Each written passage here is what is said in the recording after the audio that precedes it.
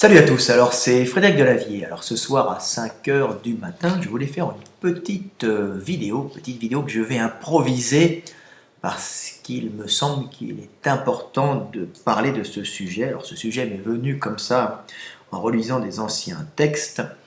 Je vais parler de religion et de génétique et je vais essayer de vous expliquer comment la religion est génétiquement inscrite en nous et les croyances sont génétiquement inscrites en nous et résonnent en nous d'une façon positive. Donc certains sons auront chez nous une influence beaucoup plus importante qu'on peut le penser, et souvent des noms religieux, car ils ont eu une résonance vibratoire chez nos ancêtres, qui a été positive pour eux.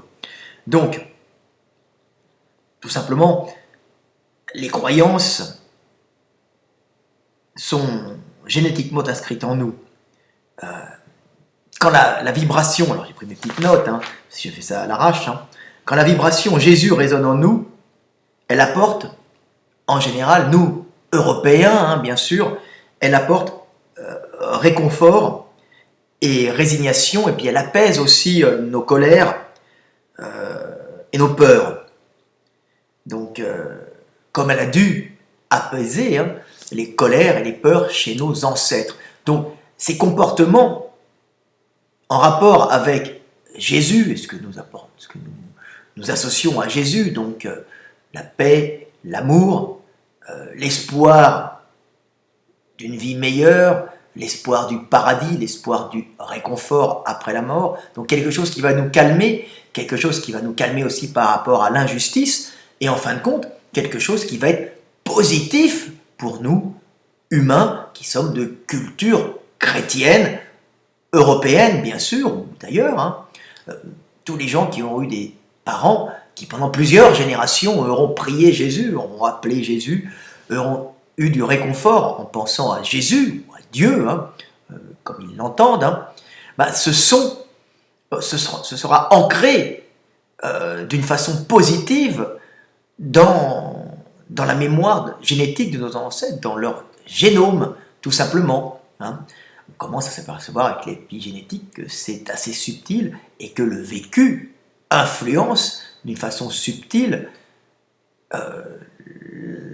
notre patrimoine génétique et s'ancre dans notre patrimoine génétique pour être transmis après à sa descendance. Alors bien sûr, ce n'est pas l'histoire de la queue qu'on coupe de la souris et voir si ces petits auront une queue coupée, ça n'a rien à voir. Ce sont des phénomènes réels, puisque penser Jésus en dehors de penser à l'individu, je prends Jésus en exemple, mais on pourrait parler de Mohamed pour des gens de culture musulmane vivant dans des lieux où leurs parents ont pendant des siècles aimé le prophète Mohamed, donc ce prophète avait sur eux une influence positive, ne serait-ce que par la vibration, ce son qui apportait à leurs parents du réconfort, et eux-mêmes, par cette même vibration, vont ressentir un réconfort, tout simplement. Donc, le fait de penser Jésus, fait ressurgir hormonalement chez les hommes le bien-être que leurs ancêtres avaient avec cette vibration sonore. Avec Jésus, il rentre dans l'inconscient de l'homme des ressentis qui vont d'un seul coup par ses sens, qui vont influencer son cerveau et qui vont déclencher chez lui des sécrétions hormonales qui étaient déclenchées, des neurotransmetteurs et sécrétions hormonales qui étaient déclenchées chez ses ancêtres et qui a permis à ses ancêtres de se calmer, de se résigner face à des actes qui pouvaient être graves, où ils ne pouvaient pas agir, donc de leur apporter un plus génétiquement leur permettant de survivre, car un stress trop intense réduit votre survie. Donc, des gens qui arrivaient à se calmer par cette vibration-là avaient un avantage génétique sur ceux qui n'avaient pas de religion propre et qui n'avaient pas cette culture de Jésus par leurs parents. Alors en général, il y a tout le temps des cultures religieuses qui se passent, qui sont calmantes pour l'homme et qui permettent de faire baisser le taux de certaines hormones qui dégradent l'organisme et qui à la longue rendent l'individu moins énergique et moins capable de transmettre ses gènes. Donc on peut s'apercevoir que ces sons, ces vibrations correspondant à des émotions, à des ressentis, les émotions et les ressentis qui ne sont que des décharges électrochimiques dans l'organisme, qui viennent modifier d'une façon subtile le génome. Il faut voir ça. Alors, je ne suis pas un biologiste, mais on s'aperçoit de plus en plus qu'il y a une influence du vécu sur le génome. Alors ça peut être des stress physiques comme la faim, comme le manque de micronutriments, le manque de calories. On a pu voir ça avec la diète forcée, la famine qui s'est passée en Hollande pendant la Seconde Guerre mondiale, qui a entraîné des modifications du génome, qui a fait ressurgir, si vous voulez, qui a enclenché des gènes qui étaient mis au repos. Donc, on peut s'apercevoir qu'il y a une influence du milieu externe sur le patrimoine génétique que nous allons transmettre et que notre vécu transmet. Alors, ça peut se faire par des micronutriments qui nous manquent ou des nutriments que nous ingérons et qui vont modifier.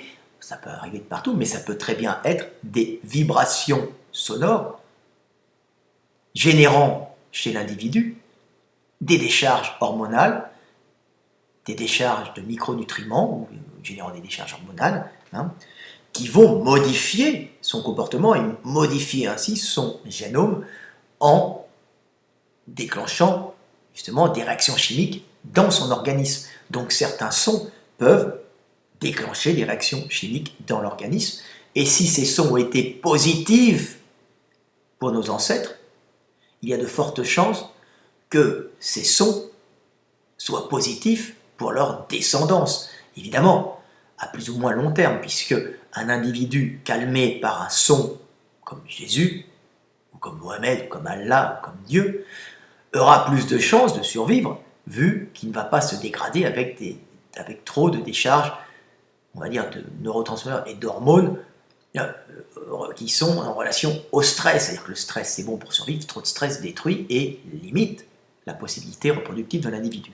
Donc, Jésus sauve, oui, Jésus sauve, Dieu sauve, Allah sauve, la religion sauve, car elle est calmante, mais elle est inscrite au fond de nous. C'est-à-dire que ce son a d'autant plus de puissance pour l'individu qu'il faisait partie de la culture de ses ancêtres, et que ses ancêtres éprouvaient du réconfort avec ce son.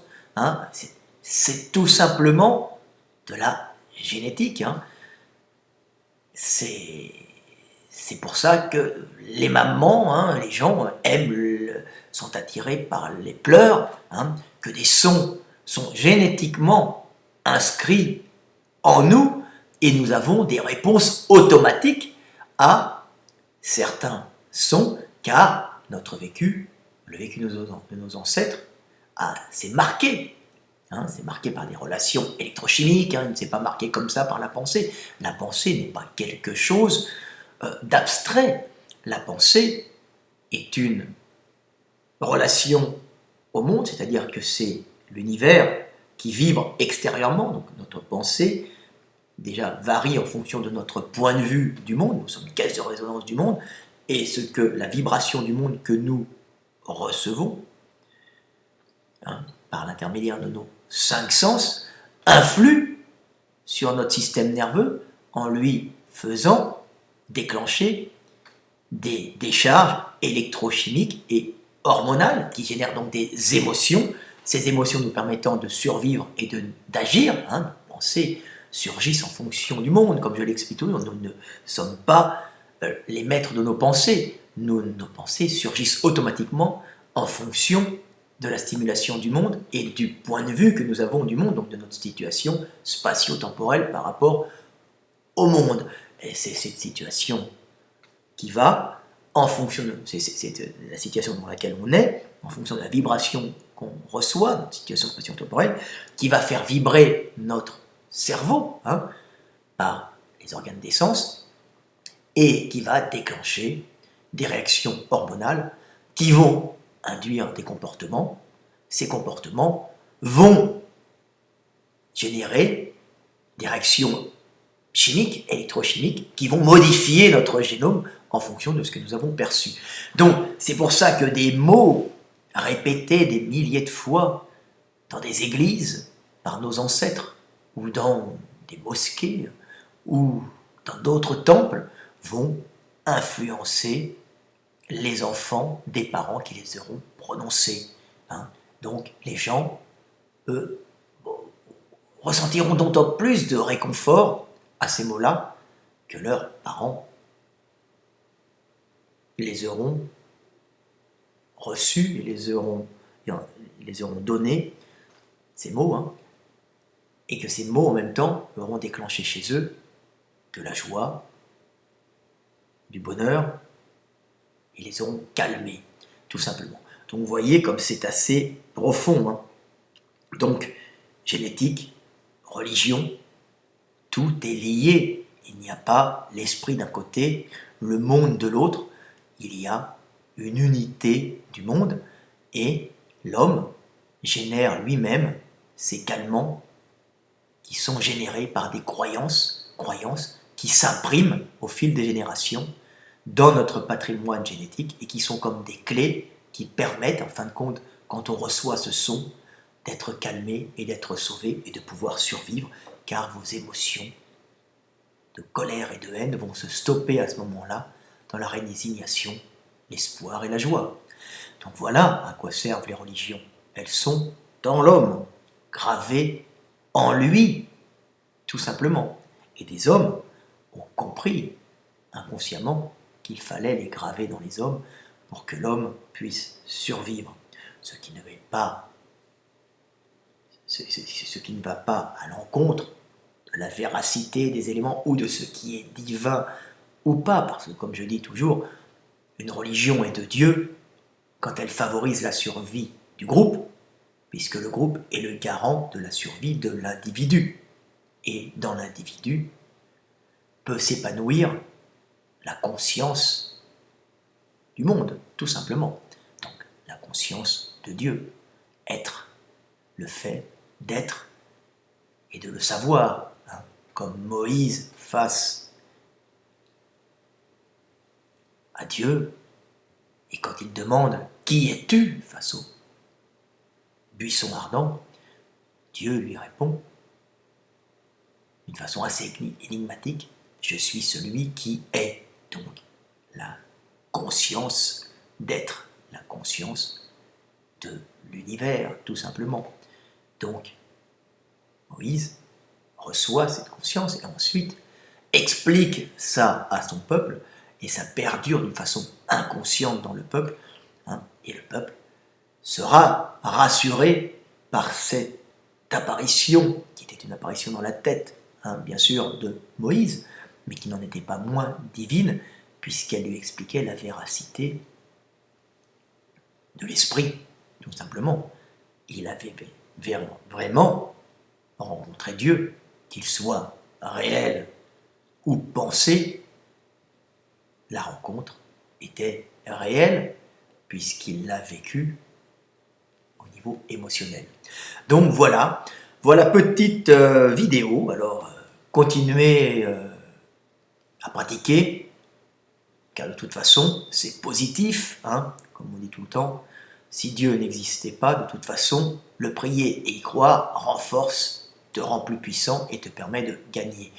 Mais en vérité, comme Dieu est la conscience, il est, tout simplement, en nous, plus près de nous que notre veine jugulaire. Voilà, petite vidéo intéressante. Hein. Les recherches se continuent en épigénétique, hein, bien sûr. Hein.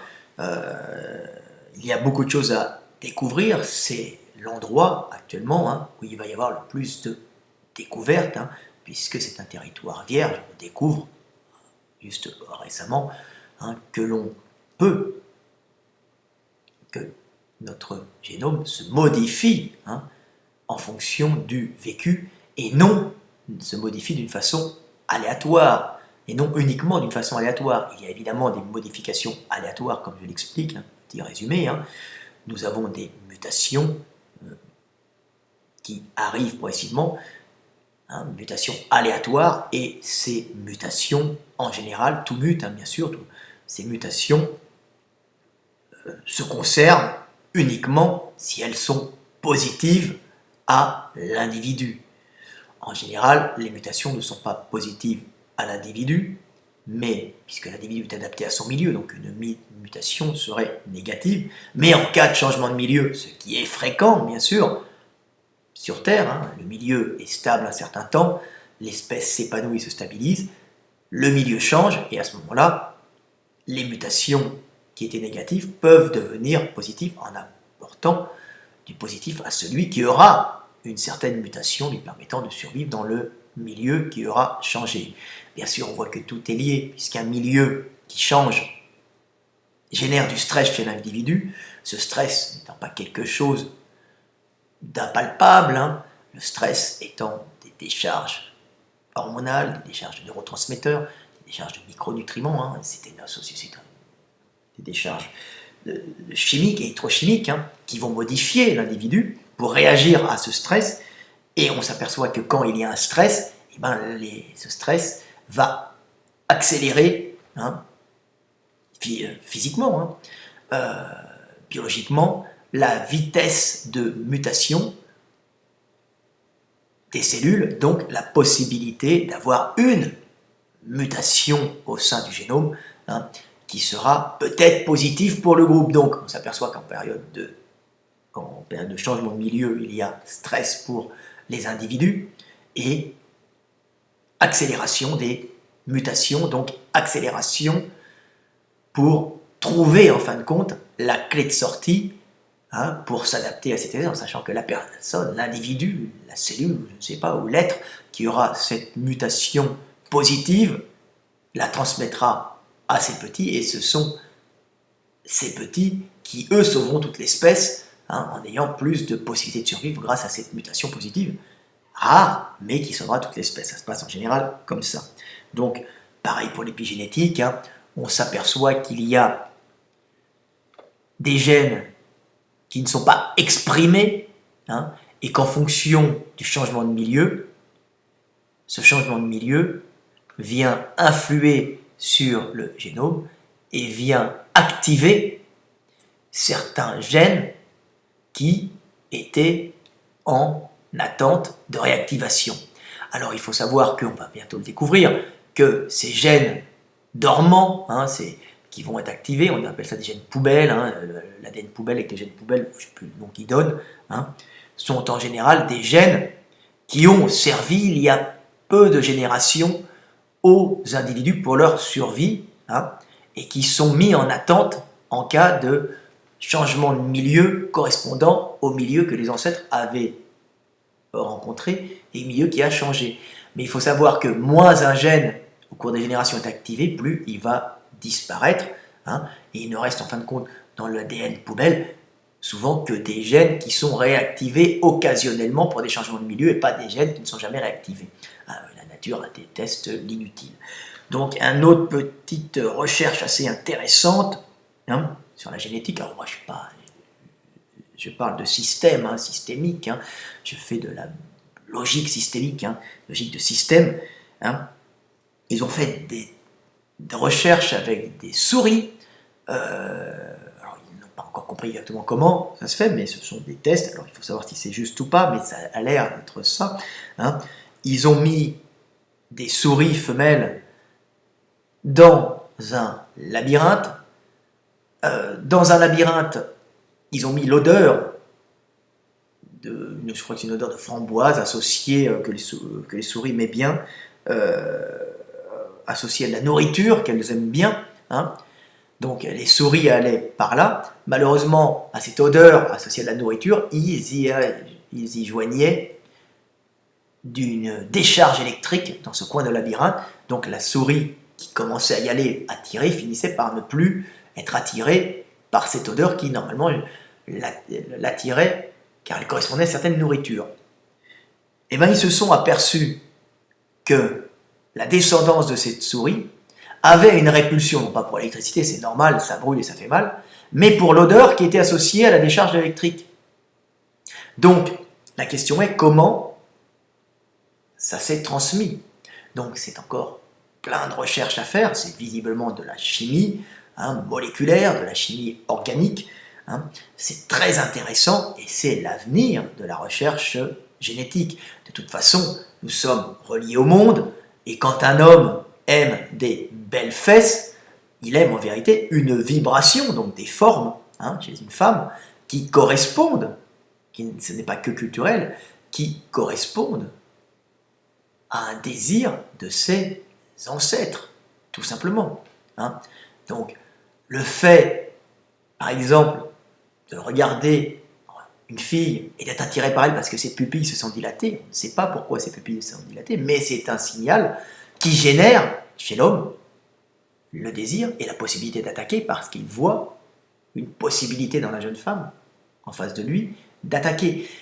Mais ça, c'est inscrit en lui, c'est génétiquement inscrit en lui, mais comment ces comportements s'inscrivent? Comment le fait d'aimer une couleur s'inscrit dans l'organisme? On y arrive facilement car nous sommes reliés au monde d'une façon vibratoire, bien sûr, et physique. Donc c'est toujours très intéressant de comprendre tout ça. Donc ce n'est pas idiot de dire que les religions sont génétiquement inscrites en nous et que certains sons et certaines croyances peuvent avoir un bienfait énorme chez nous quand elles se réactivent par la culture, mais quand elles étaient déjà inscrites dans notre patrimoine génétique par le vécu de nos parents. Donc, Jésus sauve, ne serait-ce que par son nom, pour ceux qui ont eu des parents chrétiens. Voilà, c'était Fred Delavier. Bien sûr, certains mots par la culture, et non par la génétique, peuvent vous sauver aussi, car ils ont comme référence des moments qui vous ont sauvé, qui ont été positifs. On apprend aussi de la vie, on n'est pas que la mémoire génétique de notre lignée, nous sommes la mémoire génétique de notre lignée, et notre confrontation à la vie qui vient marquer notre génome et qui vient marquer notre esprit, bien sûr. Allez, c'était Fred Delavier, petite vidéo philosophico-théologique pour vous montrer que tout est lié. À bientôt!